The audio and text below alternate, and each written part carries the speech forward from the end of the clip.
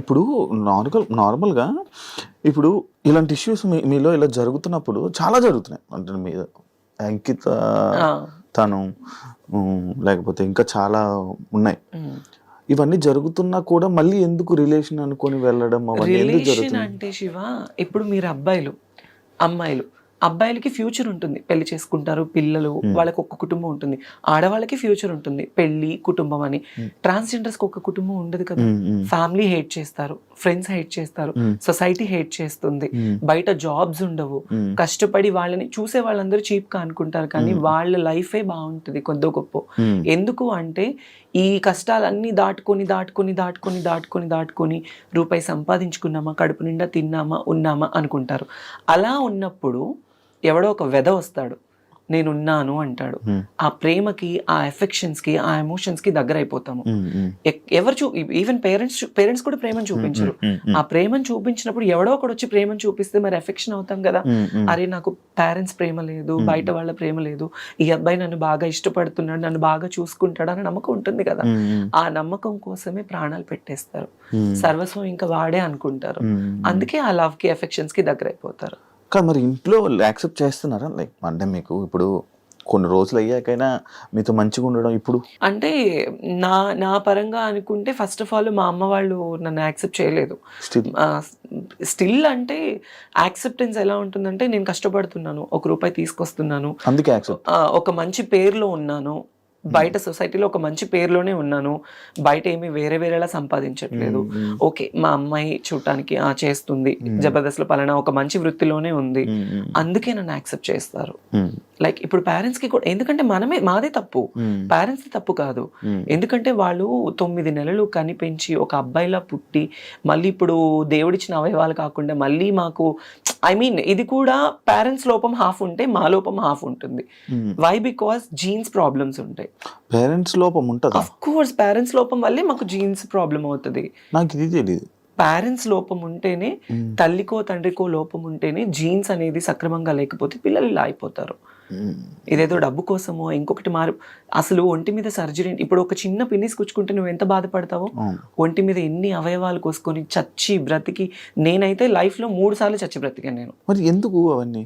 ఎందుకు అంటే నాకు ఇలానే ఉండాలి, నా లైఫ్లో నేను ఒక ఆడపిల్లలా ఉండాలి, ఫుల్ ఫ్లెడ్జ్డ్ అమ్మాయిలా ఉండాలి, నా పేరెంట్స్ మా అమ్మ నన్ను ఒక కూతురులా చూసుకోవాలి, వాళ్ళకి నేను కూతురునైనా ఒక కొడుకులా సంపాదించి వాళ్ళని చూసుకోవాలి, అది నా మైండ్లో ఉంది. ఇప్పుడు నాకు ఆశలు ఉంటాయి, ఒకవేళ నేను అబ్బాయిలో పుడితే నాకు పెళ్లి చేసుకొని పిల్లల్ని కానీ నా ఫ్యామిలీని చూసుకోవచ్చు అని ఉంటుంది నాకు కూడా. కానీ నాకు అలా కాదు. చిన్నప్పటి నుంచి నాకు నా హార్మోన్ ఇంబ్యాలెన్స్ వల్లనే, ఆ జీన్స్ అనేది కరెక్ట్ లేకపోతే హార్మోన్ ఇంబ్యాలెన్స్ ఎక్కువ అయిపోతుంది, దానివల్లనే ఇలా అమ్మాయిలా మారిపోవాలి అని. ఈవెంట్స్ చేస్తూ ఉంటారు నార్మల్. మరి నీకు ఆ ఈవెంట్స్ లో ఎవరు ఇబ్బంది పెట్టడం అలాంటివి? అమ్మో, ఇబ్బంది పెట్టడం మీరు యూట్యూబ్ ఓపెన్ చేస్తే చాలానే ఉంటాయి నావి. చాలా. నేను అవి ఏం డాన్స్ నార్మల్ గా? డాన్స్లు అని కాదు, ఇప్పుడు మన ఆంధ్ర సైడ్ మొత్తము చాలా మంది కళాకారులు ఈవెంట్ల మీద బ్రతుకుతున్నారు. డాన్సర్స్ వైజాగ్, నెల్లూరు, ఒంగోలు, ఈ ఆంధ్ర సైడ్ మొత్తము అమ్మాయిలు కానీ అబ్బాయిలు కానీ ఆ డాన్స్ ప్రొఫెషన్ మీదే లైఫ్ వాళ్ళకి. ఎలా అంటే ఏ పండగలైనా, ఇప్పుడు వైజాగ్ లో ప్రతి టెంపుల్ కి పండగ చేస్తారు. పండగ చేసినప్పుడు ఒక ఈవెంట్ కండక్ట్ చేసేసి ఒక యాంకర్ ని, ఒక 10 మంది అమ్మాయిలు, ఒక 10 మంది అబ్బాయిల్ని, ఎవరైనా ఒక 4-5 సెలబ్రిటీస్ ని పిలిపించేసి షోస్ చేస్తారు. అలానే ఇక్కడ కూడా అవి వేరే డాన్స్లు కానీ అలా ఏం లేదు. నన్ను ఎక్కువ కోరుకుంటారు ఆంధ్రాలో, వైజాగ్ లో, నెల్లూరులో.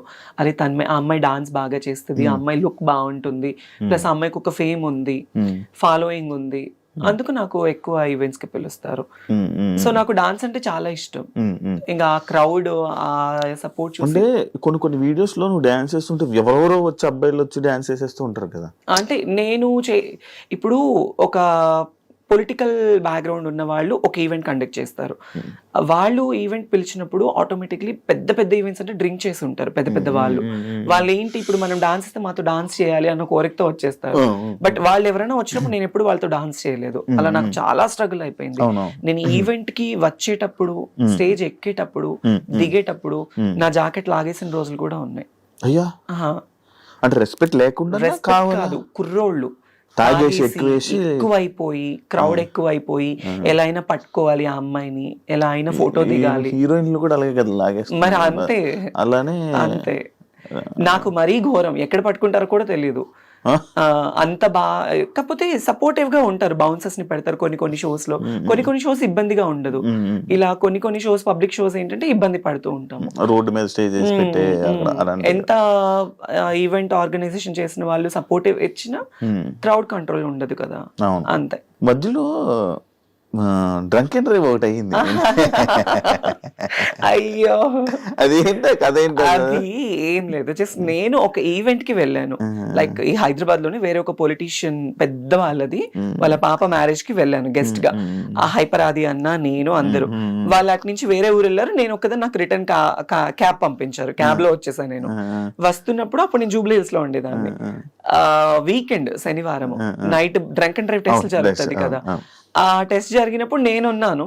ఐ మీన్ మా విజయవాడ అతను ఎవరు పోలీస్ అక్కడ ఉంది, చూసి ముందు కార్ అతన్ని టెస్ట్ చేశారు, వెనక నన్ను చూసారు. మేడం ఒక ఫోటో దిగాలి మేడం మీతో అంటే, నేను నా దరిద్రం కొద్ది కార్ దిగాను. నేను కార్ దిగేసాను, ఫోటో వాళ్ళు పోలీస్ డిపార్ట్మెంట్ వాళ్ళందరూ ఫోటో దిగారు. ఇంకా అంతే, డ్రంక్ అండ్ డ్రైవ్ లో అడ్డంగా తప్పదాగి మమ్మల్ని గుద్దేసిన. రీసెంట్ కాదు, 4-5 years అవుతుంది. అలవాటు ఏమైనా ఉందా, దొరికిపోయావు అని?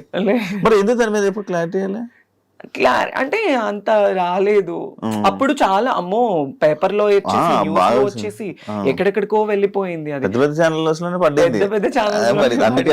నాకు డ్రైవింగ్ రాదు ఫస్ట్ ఆఫ్ ఆల్. నేను గుద్దడానికి అట్లీస్ట్ సరే మీరు ఆ వీడియో చూసారు, దానిలో నేను ఏమైనా కనిపించానా? లేదు. నేనేమైనా గుద్దినట్టు ఏమైనా విజువల్స్? పేరు మాత్రమే. తర్వాత మళ్ళీ నేను ఎందుకు స్టాప్ అయిపోయాను అంటే, ఆ ఛానల్ ఎవరైతే ఛానల్లో వేసిన వాళ్ళు నాకు సారీ చెప్పారు ఆ టైంలో. ఆ టైం నాగబాబు గారు నాకు సపోర్ట్ చేశారు.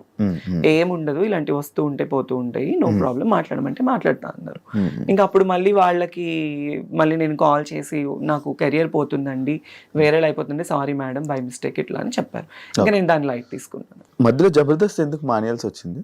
బేసిక్లీ జబర్దస్త్ ఎందుకు మానేశాను అంటే, నేను జబర్దస్త్ లోనే ఈరోజు తన్మయ్ అంటే నాకు జబర్దస్త్ వల్లే లైఫ్ వచ్చింది. అప్పుడు ఆ టైంలో నాగబాబు గారు, రోజా మ్యామ్ ఇద్దరు సపోర్టివ్ గా ఉండేవాళ్ళు. నితిన్ అన్న, భరత్ అన్న అని డైరెక్టర్స్ ఇద్దరు ఉండేవాళ్ళు. సినిమా తీశారు ప్రదీప్ దీపికా పెళ్లితో. వాళ్ళిద్దరూ అనేది లేకపోతే తన్మయ్ అనే పర్సనే లేదు. వై? బికాస్ ఎంత టీమ్ లీడర్స్ మనకి లైఫ్ ఇచ్చి మనల్ని తీసుకెళ్ళినా డైరెక్టర్స్ యాక్సెప్టెన్స్ అనేది లేకపోతే మనల్ని అడుగు కూడా పెట్టనివ్వరు. సో వాళ్ళు నా లుకింగ్ చూసి, నన్ను చూసి, నన్ను యాక్సెప్ట్ చేసి నాకు చాలా సపోర్టివ్ ఇచ్చేవాళ్ళు.